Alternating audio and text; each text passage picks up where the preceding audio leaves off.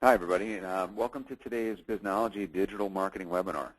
My name is Frank Reed, and I'm one of the bloggers here at Biznology. I'm also the managing editor for the Marketing Pilgrim blog, which is currently number 10 on the Ad Age Power 150. And I also consult with small and medium businesses, the SMB market, about effective online marketing through my business, which is called Local Basics. Today, though, you'll be hearing from Mike Moran, and Mike is the managing editor of the Biznology blog, and he will present Listening to Your Customers in Social Media. And as we wait for more attendees to join, let me just review the format of our webinar. Our Biznology webinars last about 30 minutes, so the idea is that you can easily fit them into a busy schedule. We record each webinar, and we'll email you that link later this week. And during our speaker's presentation, you can go to your webinar controls to ask a question. And the orange arrow opens and closes your webinar controls. If you have a question, you can just type it into the box labeled questions, makes sense, at any time during the event and press the send button. I'll select a few questions at the end of the webinar for Mike to answer. So while we're waiting for the last few attendees to join, I'd like to remind you that the Biznology newsletter and blog are available for free at mikemoran.com. So if you're not already a subscriber, we hope that you'll sign up now. So thanks again for all of you for spending the next 30 minutes with us. We know how valuable your time is, so let's introduce today's speaker. Mike Moran is the managing editor of the Biznology blog and well-known expert in all things digital marketing. He is the co-author of Search Engine Marketing, Inc. and the sole author of Do It Wrong Quickly. Mike is a veteran of IBM, managing groups at IBM.com for 8 years, and retiring from IBM in 2005 as a distinguished engineer. Mike currently is the chief strategist at Conversion, a leading digital marketing agency. So if you've ever struggled with how to listen to your customers through social media, this is the webinar for you. So Mike, take it away. Thanks a lot, Frank. So one of the things that a lot of companies are asking is, what is being said about us? We know that social media is the world's biggest conversation, and there's all sorts of different things that we mean when we say social media, all the way from blogs to Twitter to videos to all sorts of things, including things that even predate the term social media, such as forums and news groups and message boards. All of those things are now considered social media, but they actually have been around since even before there was a web. So those kinds of things are all places where your customers and the public and your competitors have things to say. Sometimes they're saying them about you. Sometimes they're saying them about other companies in your industry. And all of those things, to one extent or another, have impact. They have impact on your company's reputation. They have impact on whether people are more or less likely to buy from you.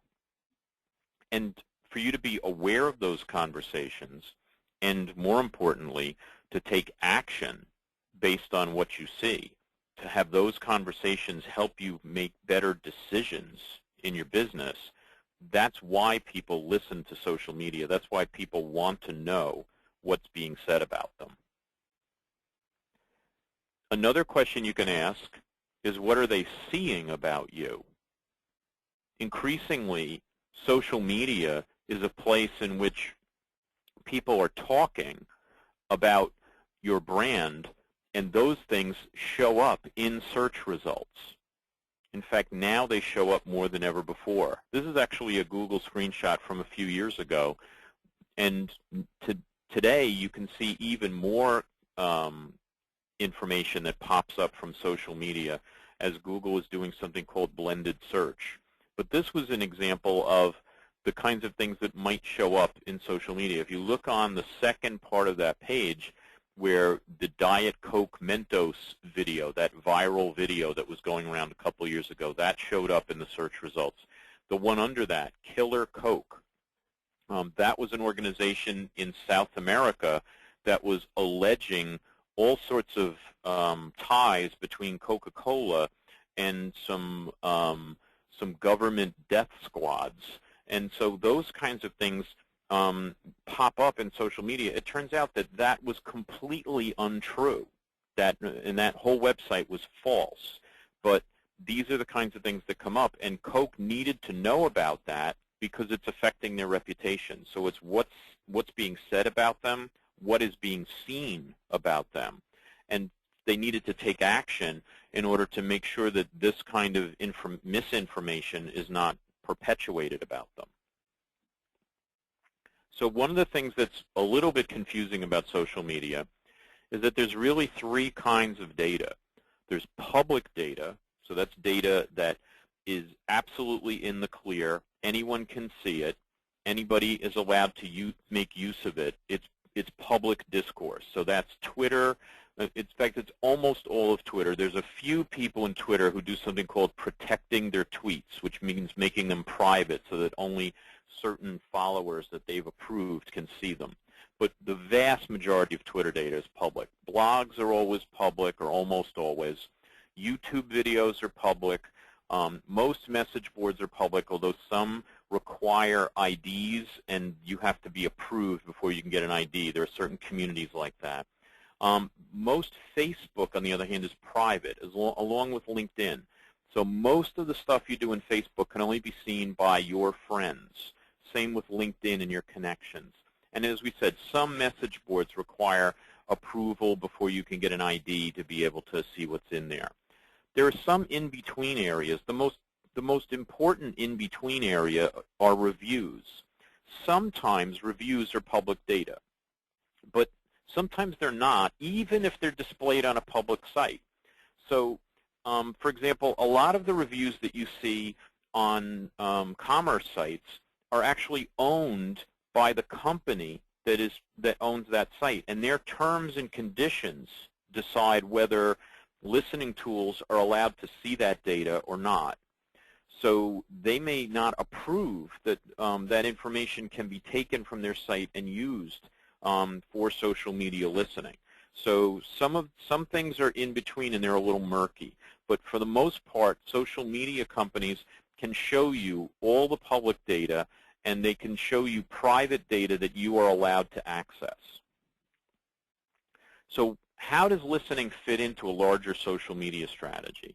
So one of the things that you might look at is that the listening is actually the first step in a bigger engagement strategy. So you might listen to find out what's being said about you, what are people thinking about you, is your reputation among customers, among the public. And at that point, you might want to do some planning, especially if you're a larger company. You might want to identify how you're going to begin to use this social media data. You may want to figure out how you're going to help your employees and other people associated with your company to take action based on this data. And then you start engagement. So engagement can be two-pronged, right? It can be that you're responding to something that's come up from listening. Engagement can also be proactive, where you're doing a social media campaign, or you have a public relations effort that you're doing outbound social media to try and affect what people are saying about you. And the last step is obviously to measure. You need to know what your key performance indicators are. What are the things that you're trying to get out of social media? If you're using it for marketing, you probably want to see your direct marketing people tell you that the sales have gone up. If you're using it for public relations, you might want to see that the sentiment, the tone, the positivity about your company is going up. And so whatever it is, you need to know how you're going to measure what you're doing so that you understand that what you're doing is having an impact. So let's look at some examples of companies that have used social media, and they've used listening in particular, and how it's worked for them. So Ford is one of the leading companies in social media. Scott Monty is someone who's fairly well known within the social media community. And he's been very engaged. He's out there tweeting all the time. He's constantly paying attention to what's being said about Ford. And one day, he noticed that there was a Ford fan site that went public and it actually posted a cease and desist order that Ford had sent to them about, and that became something that went viral across the web, that many people were talking about this, how terrible it is that Ford is shutting down this fan site. They're telling them they can't do what they do, and this is Ford's fans. Why would Ford be so ham-handed to do something like that? So when Scott heard about it, he tweets, well, boy, that doesn't sound good. That doesn't sound like a good story. And then, so he immediately responded, even though he didn't know what was going on, and said, boy, I agree with you guys. This doesn't sound good at all. And then what he did is he went and investigated it quickly. It took him a little while, but he figured out from the legal team that the thing they were sent was not something that told them to stop being a fan site. It was something that said, stop counterfeiting Ford items. So don't be selling hats that have a Ford logo on them when they're not approved by Ford, right? So that was what was really going on. And then Scott got that story out, and within 24 hours, nobody was paying attention to the story anymore. They said, oh, all right, I understand why Ford did that. That site shouldn't have done that, and the issue was over. And so this is what can happen when you're paying attention. When you're paying attention, then you can take action and you can figure out exactly what you need to do to get the story where it needs to go. Another company that's had a lot of success in social media is Graco, the folks who make baby strollers and other baby products. So they unfortunately went through a recall where for safety reasons, they had a recall of some of their strollers. And so what would normally happen in the situation is that they put out a press release, they might update their website with all the serial numbers. Well, what they also did, though, was they were on Twitter, and every time someone was tweeting about how they were worried about this recall, they didn't know if their stroller was affected, they would directly interact with that consumer and say, okay, tell us, we'll tell you where your serial number is. Go find that, type it into Twitter, and we'll tell you if you're affected or not. And if you are affected, we'll send you right to the web page that shows you exactly what you have to do to get your stroller repaired. And afterwards, even though this was a recall of a product that people were really concerned about being safe, Graco got a lot of praise for the way they handled everything on Twitter. They didn't just say, okay, hey, go to this website, type in your serial number, you go figure out whether you're affected. We have all the information out there, you deal with it. Their customer service people on Twitter figured out exactly what they needed to do, and they jumped in and handled it. Dell started out with a huge problem in social media. When they first started blogging, people erupted with upset over their poor customer service. And so they not only went out and fixed their customer service, they were very open about that, but now they put together a whole site in which they ask for ideas from their customers, and they build new products based on those ideas that come in. And so that's an example of them being very proactive, of even establishing their own community to listen to what's going on. Comcast also had a very rocky start. The first time they started in social media was a defensive move where they weren't on social media at all, and one of their customers posted a video of one of their servicemen who was on hold with Comcast trying to fix a problem in the house, so the serviceman couldn't fix it, and he actually had to call back to the main office to say, here's the problem I'm having, and he was on hold for so long that he actually fell asleep. And they put a video up on YouTube about this, and it was obviously terribly embarrassing for Comcast. But then what Comcast decided to do is they became one of the first companies to be monitoring Twitter for customer service problems. And they were jumping in and answering people and helping them and telling them exactly what it is that they could do to help. So Starbucks, just like Dell, they solicit ideas from customers too. So they had a My Starbucks Idea program, and they actually launched 48 ideas in restaurants that were donated to them by 250,000 people. So those are the kinds of things that can happen. So you can set up active things that help you listen. You can also respond to things as they come up. So how do companies do these kinds of things? So what are all those companies doing that lets them take advantage of this? So one very simple thing that any company can do, large or small, is you can use Twitter to just do regular searches. So go, a few times a day, just go on and see what's happening on Twitter. See if they're using your company name. Perhaps you have a hashtag that you know about that talks about a certain issue associated with your company. A hashtag is a word that begins with a pound sign that people tend to use to say what topic things are about. And so all those kinds of things can be things that you can monitor yourself, and you can do it a few times a day and see if any interesting results are coming up. You can also go a little further. You can use something called engagement tools. So things like TweetDeck, which has now been purchased by Twitter, so you could probably start to see TweetDeck implemented inside Twitter soon. Or you can take an extra one like Hootsuite is another one that's mostly an engagement tool. It mostly helps you to respond to people, but it does allow some simple keyword searches or hashtags, just like Twitter search does. It doesn't look at all of social media, right? It only finds Twitter data. It might find a few blogs if you've told it about certain blogs to look at, and possibly Facebook. So those kinds of simple tools are things that can be used. They're relatively inexpensive. Some of them are free. And they don't do a very comprehensive job of looking at social media, but it's much better to use something like this than not to be monitoring at all. Google Alerts is another free tool. It's much more comprehensive than some of these engagement tools, but it's also slower. Google Alerts doesn't typically give you things in real time. So if something's happening right away on Twitter, you may not find out about it till hours later.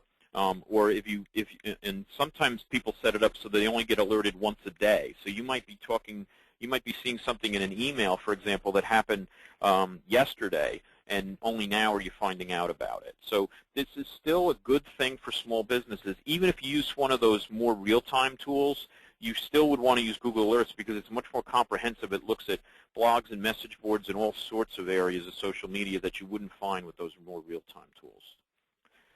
Now, one of the things that's hard about it, though, is all these things so far have had to do with using search and using what's usually thought of as simple keyword search, where you put a couple of words in and you're trying to get all the data back. So let's look at an example of how search maybe doesn't always work. So if you think about just in the cellular industry, if you're looking for the word T-Mobile, you're very likely that all those things come back and they're correct. Sprint, maybe not such a great possibility there, because with Sprint, you're going to see all sorts of races and all sorts of other uses of the word Sprint that have nothing to do with the company. Verizon Wireless is also a problem because most people just refer to it as Verizon. But Verizon is actually a separate company that does landline phone service. So that you might not be finding the right company when you look at that. And so the other thing that happens is if all you've got is these algorithms, these search algorithms, you miss all sorts of details because some of them won't find the fact that there's several different pieces in this blog post, for example, that each talk about this particular drug and whether there are side effects with it. Some of them are positive, some of them are negatives. And so a lot of times they'll do something called sentiment analysis where they'll show whether things are positive or negative, but they might just show it for the whole blog post instead of for each individual passage. Because Google Alerts and a lot of these tools treat everything the same. They don't separate positive from neutral from negative. They don't differentiate by where it came from. And a lot of times they don't show the volumes of the competitors. And so even though Google Alerts is comprehensive and it's free, it doesn't actually give you all the information that you can use to take action. So there are some social listening tools that are out there. I work for Conversion, and they make one of the leaders. And you can see from this Forrester Wave chart, Forrester is a consulting group that often provides advice to companies about what are the best tools to use. And so Conversion, Nielsen BuzzMetrics, Radian6, these are the three leaders, but there's lots of other companies that might be useful for you. They make social media listening tools that combine many sources, so all the sources we talked about, but they also combine Boolean filters. So a Boolean filter means that you can have much more detail about what things actually match. So what are the things that really work for you? How do you get rid of all the stuff that's wrong, and how do you get added to it all the things that you really do need? So we talked before about sentiment analysis. Most of these tools can do sentiment analysis even by particular venues, so where the stuff was found, so that you can find that Engadget and Gizmodo might be a lot more positive than Uber Gizmo for this particular phone that was being looked at. And so you can figure out which places are positive and negative, and maybe that will help you reach out to some areas where you know they're going to have a more positive story than somebody else. The other thing that happens, though, with sentiment analysis is that automated sentiment a lot of time misses sarcasm. So you can tell just from reading this, oh, the iPhone is a beautiful girl, no doubt. You can tell just from listening to that this is actually negative. But most of the automatic sentiment analysis algorithms are going to tell you that this is positive because they see the word beautiful. It also misses a lot of nuance. If someone says, I waited online for my entire lunch hour at my Wells Fargo branch today, you know that's negative because you have the context, but most of the computer algorithms can't tell that. There's lots of examples where people say things, but there aren't any real positive or negative words in them, and for that reason they're not able to, the algorithms aren't able to tell you accurately whether they're positive or negative. The other problem is context. So sometimes the same words can mean different things. We like unpredictable movies, but not unpredictable food quality. Small cell phones are great, small hotel rooms not so good, right? So even the same words used in different contexts can mean positive or negative. And so what happens is that there's about 70% accuracy of pulling out the right information and about 70% accuracy to get the sentiment right. So it looks sometimes as though they're hit or miss. It looks like only half of the time are you even getting correct information with the state of the art today. So one thing that you can do, and this is something that Conversion does, is you can have human analysts that correct those algorithms. So they can look at all of that data and figure out which ones are right, which ones are wrong, and correct that before it comes to you. And so for a lot of, especially the larger companies, they are interested in using this kind of additional service. So you can definitely get the service without this facility, but some companies like Conversion offer you this kind of service as well. And then you need to think about how visualizations are going to help you. So it's not just about getting the data back and seeing percentages or seeing particular incidents, but you want to know how things are related to each other.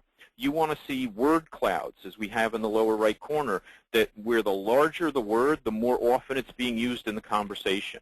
You want to be able to see trends in the data. You want to be able to see related topics. So the upper left corner, for example, that shows you that different topics have different volumes of conversation. The larger the oval, the more the conversation about them. And the lines between them show you which ones are related to which other ones. So you might find that the most negative conversation is related to another conversation that maybe isn't so negative, and that might help you understand what people are complaining about and how you can reach them in a different way. So I know we had a lot to say, and we went through that very rapidly, but I'm sure we didn't answer all the questions. So Frank, I know that you are actually going to be the one presenting next month, where we're looking at local internet marketing with Google, and I'll be your moderator as we turn that about. But for right now, Frank, if you could help me with a few questions that may have come in from the audience, I'd be happy to take the last 5 minutes to answer them. Sure, no problem, Mike. I appreciate that. Our attendees definitely have a stronger idea how to use social media to listen to their customers, but you're right. We didn't answer all the questions. There's a couple that came up from our audience, and we got them ready for you. I'd like to remind everybody that it's not too late to ask your own questions. So, by typing it into the question box and go to Webinar Controls, you can ask a question. But the one that we got here, first one we have, Mike, is from Lisa, and she says, what do companies typically do? You kind of covered it earlier to some degree. What do companies typically do regarding all this data that you're going to be gathering from listening? Is there, is it about strategy, or does there have to be a strategy in place to kind of, if you could, I guess, add a little bit to that conversation a little bit? So the most successful companies know what they want to do with the data that they're finding. So they may know, for example, that they have a reputation problem that may be on, so like, for example, when we showed Comcast, they got into this because they knew that people had a very negative perception of how they dealt with customer service. And in fact, that's true of most companies in the cable television industry. And so they went into that saying, we need to turn that reputation around. We do not want to be thought of as this awful group of people that are just making life miserable for everybody. We want to figure out how we're going to help our customers in new ways, and how can we change our reputation as being a company that does a better job of customer service than people think of us today. And so they went into that with that being their idea. And so that drove how they were going to use the data, right? So they weren't just going to collect up all the information and say, here's how many people were tweeting about us. They were instead going to get that information, get it to the customer service people, and have them individually respond to customers, because that's how they were going to turn their reputation around. And so depends on what you're trying to do with the data, how you use it. So other companies might be trying for sales. I mean, there's one client that I've worked with where it's a B2B client, and sometimes people are discussing a problem that their product solves. And so what they do is they sometimes go into those conversations and say, I understand a lot about that problem. I can help you with some questions. If there's anything I can do to help, let me know. And here's the answers to some of the things that you asked about. And by getting into those conversations, at some point, some of those things become sales leads because the person that they're helping is so impressed that they're like, well, tell me more about what you can do to solve this problem. And so they're using it to track sales. And so it depends on what your purpose is as to how you figure out how to take action. Great. We still have a couple minutes, and I have one other question. This is actually, I think this is about a particular tool, asking if you've heard of this particular tool. And I know there's a lot of them out there. This comes from Louise. Have you ever heard of a tool for blog listening called Texterity? I don't know if I said that correctly. I haven't heard of that one, but but you're right. There are a lot of tools out there. Some of them are free.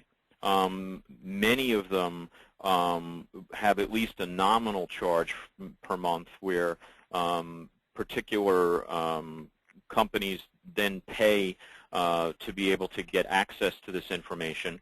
And some of the more comprehensive ones have multiple features to them so that you only have to buy the features that you really need. And so very large companies that need many, many features might buy a comprehensive package, but smaller companies that want some serious social listening, but they don't want to pay the price tag that a big company would pay, they would pay a much lower price to get that. So I'm not familiar with Texterity, but one of the things that is a trend in the industry is the trend is to more comprehensive listening. So if Texterity, from the description, is a tool that only helps you listen to blogs, the industry is kind of moving towards tools that aggregate in one place information from all across the different sources. So because people want to look in one place for all those things, they don't want to have to look in one tool to listen to blogs and then look at this one to listen to Twitter. They would really like to look in one place to see everything.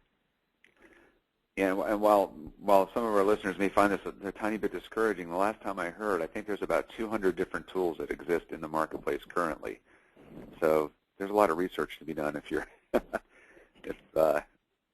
if you want to figure out which one is exactly right for your company.